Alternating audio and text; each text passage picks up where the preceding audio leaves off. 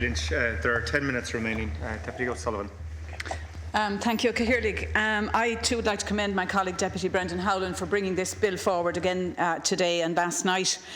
But indeed, we would have hoped that we wouldn't have had to do that, because if we were to believe the amendment of the government the last time this bill was debated back in March, then there would now be government legislation before the House and it would be passed.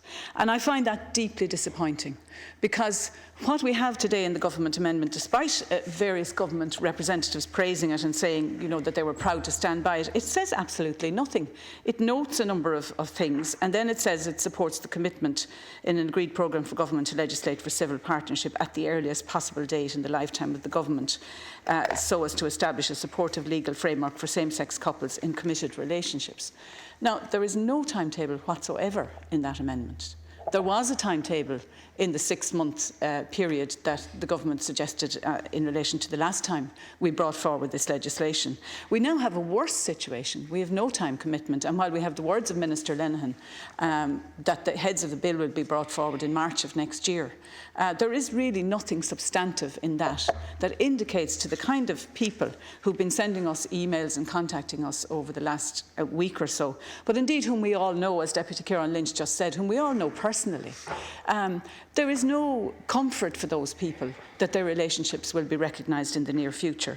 And essentially, legally, those relationships do not exist at the moment. So therefore, they do not have any of the kind of rights that people who can get married or who can form a relationship who are heterosexual can have, in relation to very practical issues like tax, like housing inheritance, like the right to local authority housing together. And particularly one that I feel very strongly about is couples where one is Irish or European and the other is not, who have a real personal difficulty in terms of staying together. Because their partner may not be allowed to stay in this country.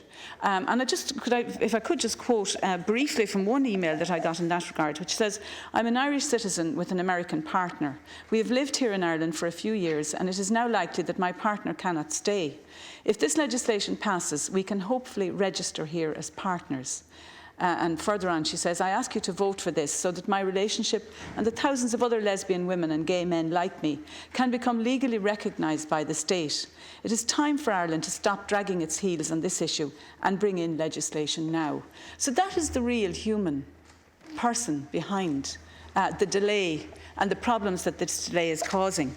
And that's why I'm so disappointed that there was no work, apparently no work done. There could have been considerable work done from March by people in the department of the previous Minister for Justice or the current Minister for Justice, and by the two ministers themselves, to either bring forward government legislation or to bring forward proposals to amend the Labour Party bill.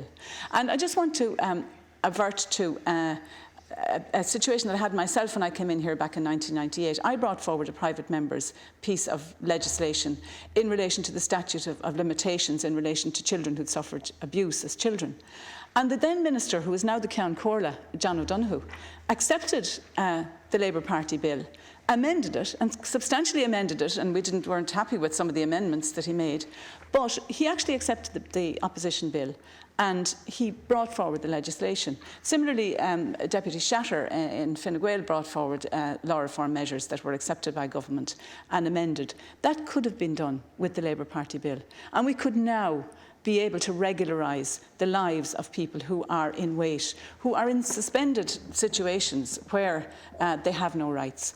So I just feel very strongly that there was an opportunity in that 6 months and it hasn't been taken. And my colleague Liz McManus last night said, "Bring back Michael McDowell, all is forgiven."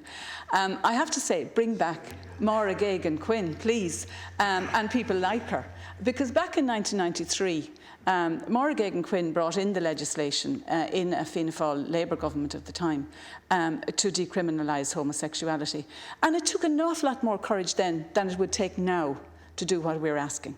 Because, as both my colleagues, Deputies Lynch said, we had a very different social atmosphere back then. Governments, to do things like that, actually had to show leadership. And it did take a lot of leadership at the time. But once it was done, and it wasn't an issue anymore. It takes leadership now as well, but actually quite a lot less of it, because most of the people are in agreement that this should be done. But Deputy White earlier on said that it's great to have real debate on this issue, but real debate doesn't achieve anything.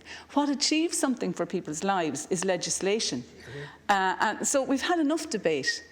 Everybody agrees, I think, well, not everybody actually, because Deputy Manzer doesn't, but most people agree in this House and across the country that we need equality for gay couples and that we need it now. And I think most people also accept, as I think you did, Cathaoirleach, we shouldn't be personalising this, but you were with me on the All-Party Committee on the Constitution. There is absolutely no constitutional impediment to this legislation. The definition of marriage in the Constitution is about a man and a woman. This legislation is about 2 men or 2 women. So there is no constitutional impediment. So let's get that out of the way. This legislation could be adopted now and could be brought forward, and people would not have to wait. I just want, in the small bit of time that I have left, I just want to just refer to Deputy Manzer, because I'm concerned that the sentiments that he expressed may represent some other people within Fianna Fáil. I'm not sure. But I found his contribution very disturbing, very reactionary, and certainly not standing by the Republic, which he speaks about in another context.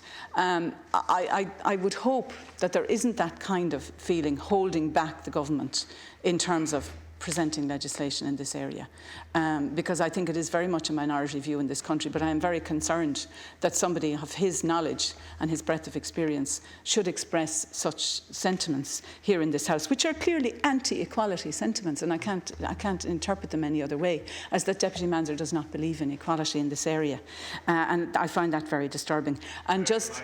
There's 3 minutes remaining in the slot. Oh, there's only 3. Sorry, I thought there was a little more. Okay, well, just again, I would at this stage hope that the government will have taken from this debate the need to bring forward their own legislation absolutely urgently, and preferably, if there is possible to have a change of mind, to have a change of mind before the vote today. Thank you. Deputy Gregory. Cathaoirleach, can I thank the Labour Party for reintroducing this important